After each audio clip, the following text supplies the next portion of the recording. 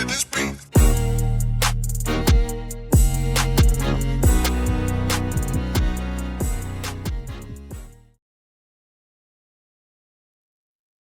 Welcome to another episode. Welcome to another episode of Gamecocks Talk with Captain Will. I am your man, Captain Will. Make sure you like, make sure you share, make sure you subscribe to Gamecocks Talk with Captain Will so I continue to bring you that gospel of Gamecocks every single day.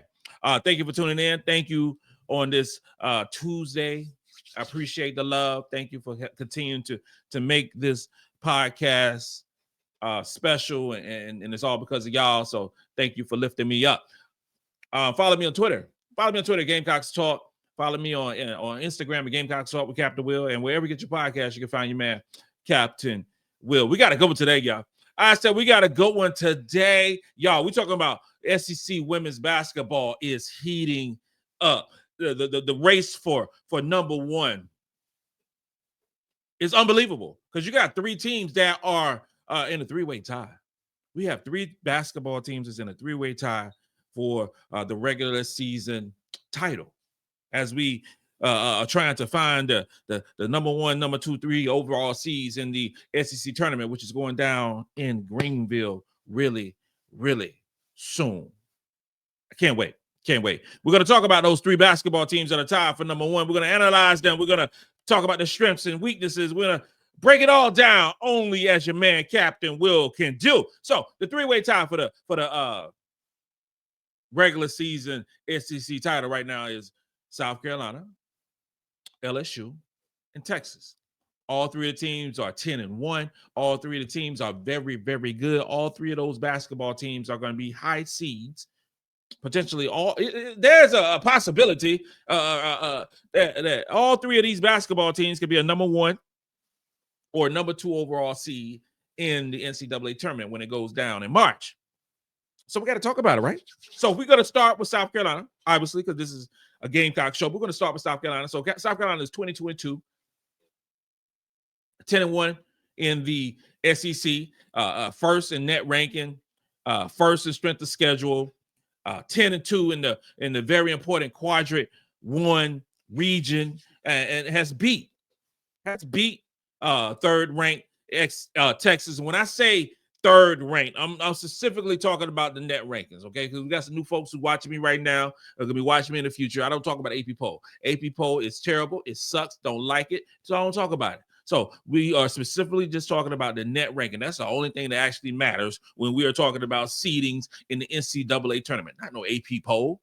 Nobody getting seated in the big dance in terms of what you are ranked in the AP poll. That sucks. Net ranking, Carolina's number 1 and has beaten third ranked Texas, has beaten 17th ranked Alabama, has beaten 16th ranked Oklahoma, has beaten 9th ranked LSU, 12th ranked Tennessee, and has lost to third ranked Texas. The next team, LSU. LSU is 25-1. There's been a lot of conversation about LSU's non-conference schedule. Oh, they didn't play this team. They didn't play that team. And I'm like, right now, I'm on the forefront. I'm in the front of the stove yelling it out, saying LSU ain't playing nobody in the non-conference. And they didn't. But that has not harmed them whatsoever in SEC play. It hasn't. They're still 10-1. They're still 10-1 in SEC play. They're 9th in the overall net ranking, so that's still very good. They're 26th in strength of schedule, and that strength of schedule has been improved by the teams that they played during SEC play. They're 5-1 in the overall quadrant 1 region. They beat Tennessee twice. Okay, they beat who's ranked 12th in the net rankings. They beat Vanderbilt, which is 22nd, and they're beating Oklahoma, which is 16th. Now, they've lost only one time. That's to South Carolina, three-time national champions. Very good basketball team, LSU. Very good. Texas, whom just beat South Carolina on Sunday by 4 points. They're 24-2. They're 10-1.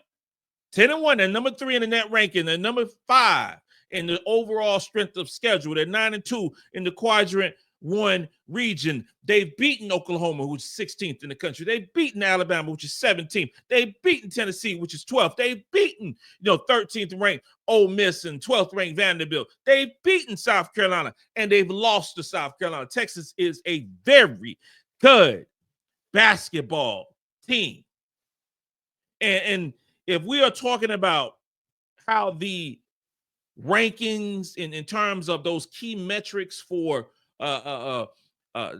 basketball teams, field goal percentage and defensive rating and block percentage, all those great things that analytically speaking kind of breaks down the teams even more, because we can look at the AP poll, we can look at the net ranking, we can look at all those things and say, oh, I think that team is better than another team. Or you can do the eye test, oh yeah, I think that team is better than that team too. But when you actually break it down and look at the strengths and the weaknesses and the goods and the bads and the happies and the sads and all those great things, you see more. You see more. So, start with Carolina. Carolina. When we're talking about elite, we're talking about top 10 in the country. Top 10 in the country. South Carolina is elite in 2-point percentage allowed. We're 4th in the country. Top 10 in blocks per game. We're 4th in the country. Field goal percentage allowed, 5th. Defensive rating, 6th. Block percentage, 8th. Okay? Offensive rating, 9th. Those are elite stats by the South Carolina Gamecocks. And it's a very true and very real situation of why they are number 1 in the net ranking. Don't mean 4th, 5th, 6th, 8th, 9th. Those are really good stats for South Carolina. Move on to LSU. LSU is elite at offensive rebounding. Number 1 in the country in terms of offensive rebounding percentage. I saw that with my very own eyes when South Carolina played LSU. LSU gets to the basketball. Anissa Morrow is a straight up beast in getting those offensive rebounds. She's amazing. And it's amazing to see her size, the way she does it. Make no mistake about it. The girl is special. She is special. And also they're elite in offensive rating. They're 7th in the country in terms of offensive rating. LSU is going to have something to say about being the number 1 overall seed in this SEC regular season. And it's a lot of games to be played by Carolina, by LSU, and by Texas. And it's going to be decided later on, and I cannot wait. In terms of Texas being elite, Texas, if we talk about LSU being elite offensive rebounding team, you got to talk about Texas too, because Texas is number 2. LSU is number 1. Texas is number 2. And we talking about our 362 basketball teams. And again, the game that was just played on Sunday on Super Bowl day at 2:00, which got over 1 million viewers, was the most watched women's basketball game this season. Sounds like a really good appetizer for the Super Bowl. Sounds like they're going to be doing that one more time next year. Sounds like it's going to be a staple going forward in women's basketball by having 2 marquee teams playing before the Super Bowl. LSU, South Carolina, Texas. Texas has an offensive rating of 3rd overall. They are special offensively. They have a block percentage of 7th and a field goal percentage overall of 7th as well.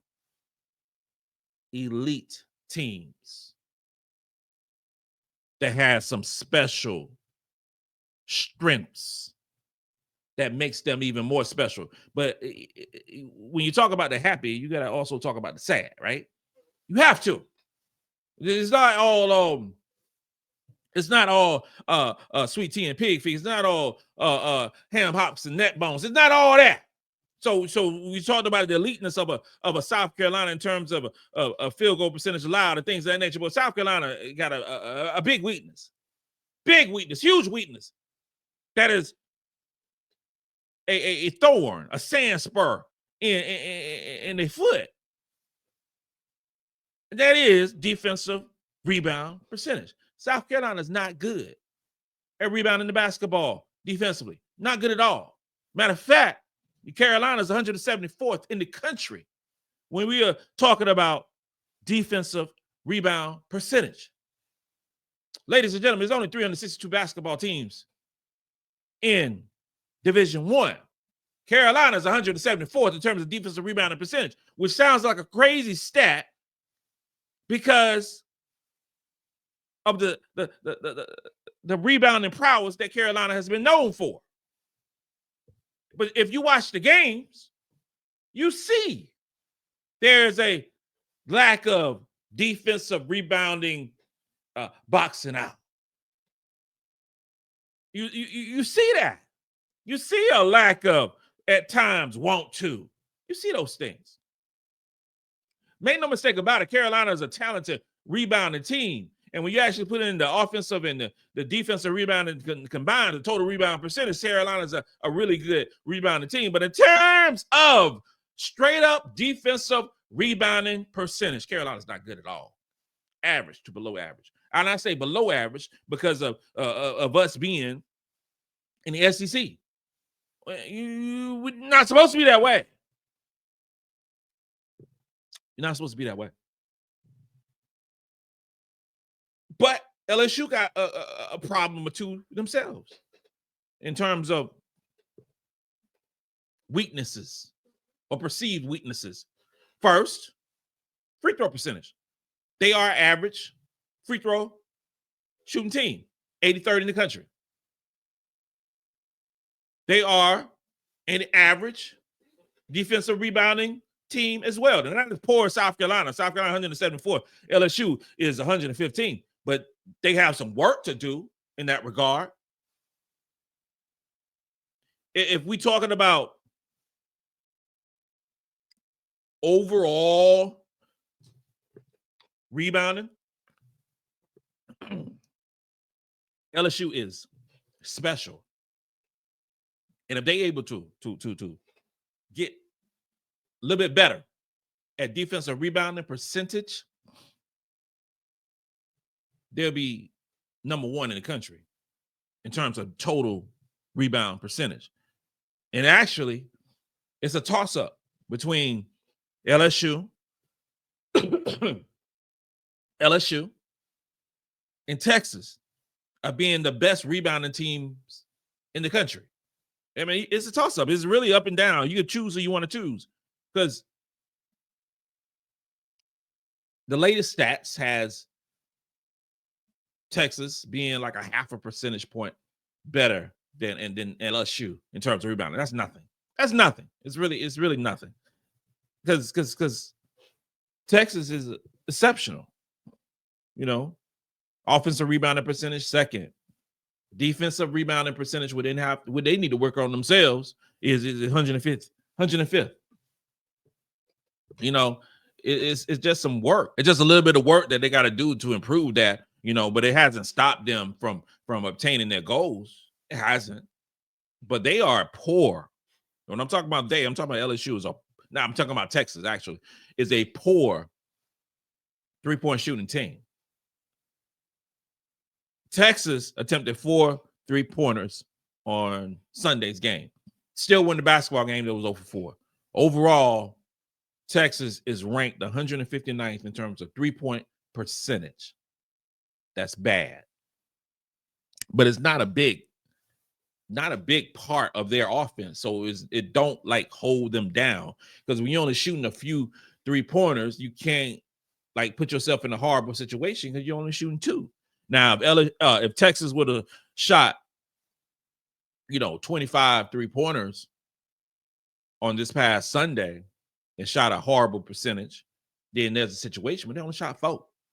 They only shot 4. There are not many, weaknesses that stands out on either of these 3 teams. It's not. It's some stats where these teams are very good at certain things. There's some stats where they're good at. Texas is very good in blocks per game. They're 12th in the country. They're average in terms of free throw percentage at 53rd in the country, and they're very good in steal percentage at 21st in the country. Those stats matter when making that overall great basketball team. In terms of the LSU Tigers, LSU is 55th in block percentage. That's okay. That's average. They're 17th in terms of field goal percentage allowed. That's very good. Those are some of the reasons that they, are so dominant in most of the games they play. There have been some games that LSU have played where in SEC play where it's been nip and tuck. It's been tough. It's been a situation where they potentially could lose that basketball game. And in terms of South Carolina, Stillsburg game, we average 52nd in the country. Turnovers per game, we're 12th in the country. I would say that's very good. Assists per basketball game, we're good. We're 33rd in the country. None of these teams are going to be elite in every single aspect of their game. It's impossible. You got to be so in some areas. But these three teams are head and shoulders above the other SEC teams. One way or another, 1, 2, and 3, these basketball teams will be ranked in the seedings in Greenville. But the thing about that, we got three teams that are so evenly matched, somebody going to go home who might not necessarily, you think who's going to go home when we have the SEC tournament. And it's a potential that somebody might go home in the SEC tournament that could still win the national championship. Sounds crazy, huh? But that's the truth. That's the depth of the SEC. And we breaking down the offense sells tickets, right? Offense, we want to see lots and lots of scores. So we want to see lots and lots of points and highlights on the offensive end. And I'm talking about specifically in SEC play. Specifically in SEC play, LSU has the most firepower balling. LSU in SEC play is averaging 80.4 points per basketball game. That's second in the SEC. And they have a way of doing it because they play a shorter bench, and you see a whole lot of Nisa Morrow, you see a whole lot of Flau'Jae Johnson, you see a whole lot of Michaela Williams, but it works for them. It works for them. And it's second in the SEC in scoring the basketball at 80.4 points. But in this seeding basis of those top three teams, LSU is better than Carolina and Texas in terms of scoring the basketball in SEC play. Now, not like LSU is head and shoulders above a team like South Carolina, because LSU is averaging 80.4. South Carolina's averaging 78.8, which is third in the SEC. South Carolina can light it up as well.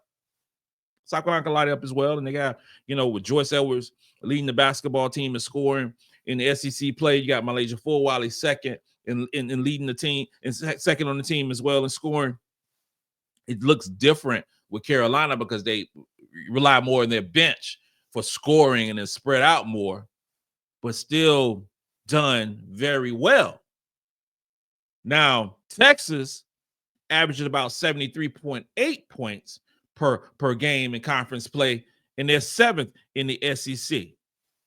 Texas, I mentioned before, they don't rely on the three-point shot. They're not going to shoot a bunch of them, and when they shoot a bunch of them, they don't go in, okay? But they still score the basketball. And 73.8 points per game ain't nothing to sneeze about. All three of these teams have firepower. Just LSU got a little bit more firepower in terms of overall team scoring in SEC play. Which teams have the best scorers? Which teams has the best shooters? Which team has the best playmakers? Because scorers are different than shooters. Scorers are different than shooters. And scorers isn't, you have some scorers that necessarily won't be like, the most efficient basketball players on the team or in the SEC or in the country, but they can score that basketball. Shooters. You talking about three-point shooting. You talking about logo shooting. You talking about exceptional shooting of the basketball. And playmakers, you talking about, passing that thing out to a shooter or a scorer, padding that assist total, doing that hockey assist. Now, scoring the basketball. Okay, so to make things even across the board, I looked at stats from per 40. per 40. And if you know what I'm talking about players playing per 40 minutes so that's the only way that you can really everybody be on the same sheet of music. You can grade everybody the same way. Because you have teams like I just mentioned with Anissa Morrow and Flau'Jae Johnson and Michaela Williams who play a ton of minutes. So they're going to average more points. That makes sense. If you play more minutes, you are going to average more points. You're going to average more rebounds, all those things. You can't compare a player that plays 35 minutes to a player that plays 20 minutes. You can't compare that because they're on the floor more. So in order to make everything fair across the board, when I'm judging Texas, when I'm judging South Carolina, when I'm judging LSU, I do the per 40 stats to give a better idea of who are the pure scorers of the basketball. Because if you put a player like Flau'Jae Johnson on South Carolina, she's not going to average 35 minutes per game. She's going to average similar to what the players on South Carolina averaging, between 20, 25 minutes per basketball game.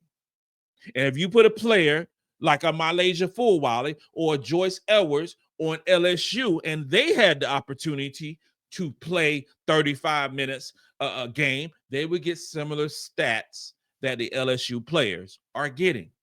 That's just the way it goes down. And you could say Madison Booker, you could say, Taylor Jones, you could say Rory Harmon, all those players. So when I'm looking at scorers, that is what I'm talking about. So in terms of scoring the basketball in the SEC, the number one scorer of the basketball is MiLaysia Fulwiley. MiLaysia Fulwiley is averaging 13.1 points per basketball game on 20 minutes of play. Okay. For per 40, obviously you double that, it's 26.2 points per basketball game. Per 40, MiLaysia Fulwiley is number one. Okay. And we talk about, second in terms of overall per 40 scorers. Number two is Joyce Edwards. Joyce Edwards per 40 is 25.3 points. For South Carolina in SEC play, she's giving you 13.7 minutes per game. Number three is Flau'Jae Johnson. She's already giving you 18.4 minutes per basketball game. If we do the per 40, Flau'Jae averages 22.7 points per game. Let's recap. Fulwiley, 26.2. Joyce, 25.3. Flau'Jae, 22.7. Number four, Taylor Jones from Texas, averaging 13.5 points per basketball game right now. Per 40 is 22.3. Sensational numbers by all four of those basketball players. Number five, LSU got two of them. Michaela Williams. Michaela Williams is balling out this year. Balling out. She's having a sensational year for the LSU Tigers. She's already giving you 17.6 points per basketball game. Per 40, you're talking about 21.4 points. These players that I just mentioned are amazing basketball players and phenomenal scorers of the basketball. We talk about shooters. I mentioned that Texas doesn't have a good three-point shooting team. Well, they got a really good three-point shooter. And that player is Jordan Lee. Jordan Lee is averaging 2.9 attempts and getting 47% for the three-point line. Now, Jordan Lee was a player that I wanted to be a South Carolina Gamecock. I was screaming from the mountaintops about Jordan Lee coming to South Carolina. She chose Texas, and that is a great choice for Texas. But I tell you, I wanted Jordan Lee on our squad. I did. She is going to be an amazing player. And she, right now, if you look at three-point shooters, she's number one. She's shooting it 2.9 times, so she's not shooting it like a Michaela Williams, who's number two in the SEC in terms of shooters. Michaela is shooting 5.2 attempts per basketball game. She's shooting 42% from the three-point line. Like I mentioned before earlier, in terms of Michaela being a top 5 scorer, she also wanted a top 2 shooter of the basketball. That girl is good. We hear a whole lot about Flau'Jae. We hear a whole lot about Anissa Morrow. But I'm telling you right now, Michaela Williams is a bucket. Get her. She is showing why she was the number 2 overall recruit when everybody was talking about Juju Watkins. She is special. Number 3 is Tessa Johnson. Tessa Johnson of the South Carolina women's basketball team, the three-time national champions, average about 3.1 attempts, and she's shooting from the three-point line 41%. Those are our top 3 shooters of the basketball in the SEC. Playmakers. We all love the great passes. We all love the assists. We love all those great things. And we can talk about, we discuss, who's number 2 and 3, but real talk, we're only going to talk about one. We'll talk about one because this player, in terms of pure playmaking, for the top 3 that we're talking about with Texas, and we talk about LSU's, and we talk about the South Carolina's Roy Harmon. Roy Harmon is 33.2% assist percentage. The next 2, about 11-12% away. She is special. She's a special playmaker and get the ball to her, especially post plays. You're talking about Taylor Jones and Oldacre. She's really good at that. She's really good at that. And it's a very good reason why Texas is so efficient offensively, and that's because of Roy Harmon. Now, obviously, this is just pure assists for these 3 teams because they're on the top of the mountain in terms of who's the best in the SEC right now. I mean, come on. Roy Harmon's nice. She's nice. Overall offensive efficiency for South Carolina, Texas, and LSU. Number 1 is Taylor Jones.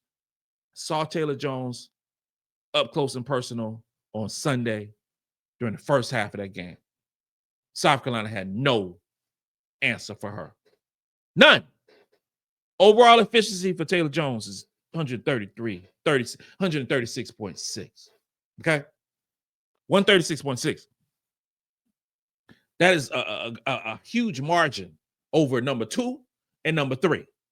Number 2, Michaela Williams. I can make a pitch of saying that Michaela Williams is the best overall offensive player in the SEC. I really could. I could actually say that. I could fight. If I had to go to court, I could say that from the witness stand that Michaela Williams is her ability to be efficient at the basketball, efficient scoring, not a bunch of turnovers, of being one of the better shooters and being one of the better scorers in the SEC, the overall SEC, and then being on a team that is top 3 in SEC standards. Because there's a lot of basketball players out there who are getting crazy stats, who are getting some impressive stats. But if you get impressive stats for a team that's not good, if you get impressive stats for a team that's right now 12th or 13th in the SEC, that's not good. You get empty stats. You have players on Charlotte Hornets. I can talk about the Charlotte Hornets. My hometown team right now. You getting impressive stats. I mean, LaMelo Ball was averaging 30 points. It don't matter if you average 30 points for a basketball game when your team is terrible. It don't mean nothing. It means absolutely nothing. Or if you get 9 assists for a team that's terrible, I don't mean nothing. Those are what you call empty stats. It's like empty calories when you getting all these donuts, Krispy Kreme, not Dunkin'. So Krispy Kreme, if you're out there and y'all know somebody for Krispy Kreme, hit your boy up. Krispy Kreme, because I would love to get a sponsorship of Krispy Kreme. I'm just saying. Just saying. But those are empty calories because you're hungry, 10 minutes later. But these players are really good, and Michaela Williams is one of the best. Her offensive rating 122.8, and none other than South Carolina's own Chloe Kitts is 122.5. Chloe Kitts averaging about 20 minutes. You're getting you about 9.7 rebounds. South Carolina's leading rebounder. Also one of the most efficient basketball players on the top echelon of teams. the defensive strengths. Because we all know that defense is going to win a championship. In the SEC championship and definitely in the NCAA championship. We all know those things. You have some outliers out there where that's not the case, but most of the time than not, defense is going to win that championship. And we talk about defense. I mean, South Carolina is the number one defense in the SEC. And South Carolina does it differently because they rely on the field goal percentage allowed and the 2-point percentage allowed. That's the athleticism, the versatility, the ability to switch on multiple positions. That's what keeps South Carolina always elite in the defensive end. When you have a basketball team that's fourth in 2-point percentage allowed and fifth in overall field goal percentage allowed, you're going to win most of the games. And that's what Carolina does. That's what Carolina does. Best rebounder, I already talked about that between, toss-up between LSU and between Texas. Those are two amazing rebounding basketball teams. And the cool thing about it, they play each other really soon. So we're going to see. We're going to see eyeballs locked in, 10 toes in. We're going to see about that. It's going to be so much fun. If you love that part, that aspect of basketball, of rebounding, it'd be so much fun watching Texas and LSU play. Ball hawkers, Texas averaged 20 steals per basketball game. That was steals was a big part of Texas winning the game on Sunday. That's a big part. Taylor Jones himself had 4 steals. Oldacre had 2 steals. That's 6 steals. That's 6 steals between their post players. It's a lot. Because normally you just think of like the guards, maybe a versatile wing who can get those steals. But you're talking about 2 post players combining for 6 steals, and Taylor Jones being an absolute pest getting 4 of them. That is so great to see in terms of active post players. It wasn't great to see, to watch on my end. Had me almost, spilling my yak watching that mess go on. Made me upset. The SEC season is winding down, but there's still some great games left to play. All these teams, all these 3 teams especially, got some teams to play, and it's going to be decided on the court. That's the best way to be, right? You got to be decided on the court. South Carolina got Vanderbilt. 22nd ranked team on February 23rd. Vanderbilt is a good team, and that's in away games. That's going to be in Nashville. That's going to be lit. That's going to be lit for them. Then they got on February 27th, they got 13th ranked Ole Miss. That's always a good game. Coach Yo will always have the girls ready to play. And that's an away game. So you're talking about 2 back-to-back away games against 2 top 25 teams. Then on senior day for South Carolina, March the 2nd, taking on Kentucky. Kentucky right now is 19th in net ranking. That's a home game. Colonial Life Arena. Those are 3 big games in determining this one seed. But that's the overall goal of being that number 1 seed, to get that ring for the regular season champion. Texas got 2 big games. Kentucky, because what you're going to see is Kentucky going to get a piece of the pie for all 3 of these teams. Kentucky plays Texas on February 13th. February 13th. That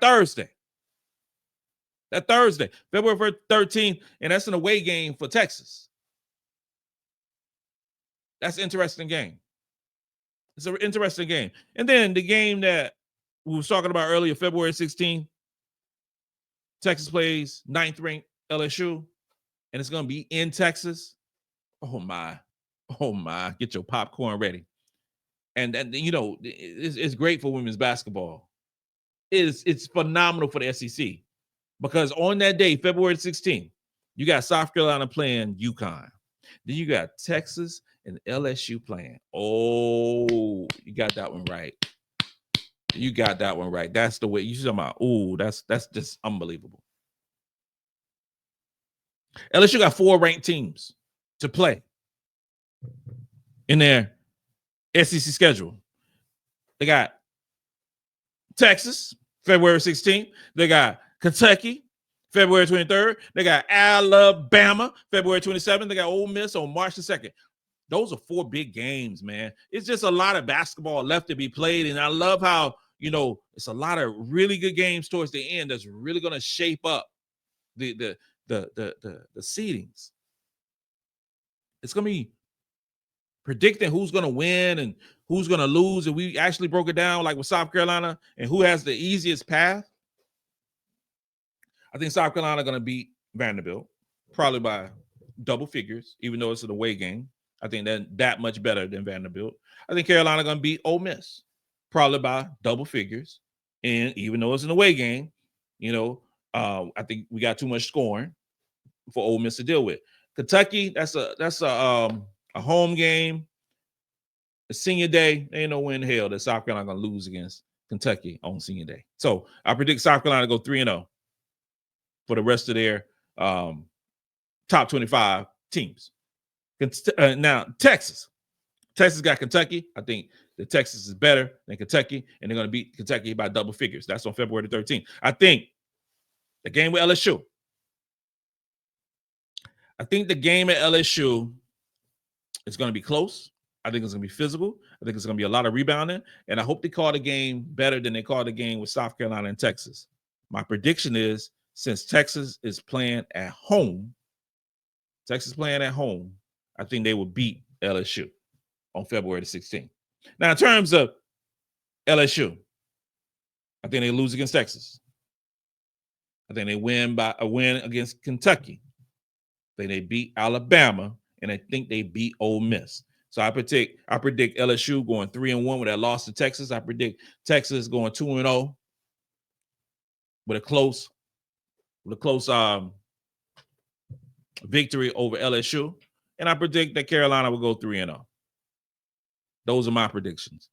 Will I be completely right? Probably not. But that's what I look at right now. At the end of the day, this is going to be a spectacular closeout of the regular season in SEC play. And it's going to lead up into, March the 7th in regards to the SEC women's basketball tournament. And then turn the page, March 16th, you got Selection Sunday, and we are talking about cutting down them nets. Thank you for another episode of Gamecocks Talk with Captain Will. I'm your man, Captain Will. Make sure you like, make sure you share, make sure you subscribe to Gamecocks Talk with Captain Will so I continue to bring you that gospel Gamecocks every single day. Ladies and gentlemen, you're now rocking with the best. And since you're rocking with the best, come rock with your man, Captain Will.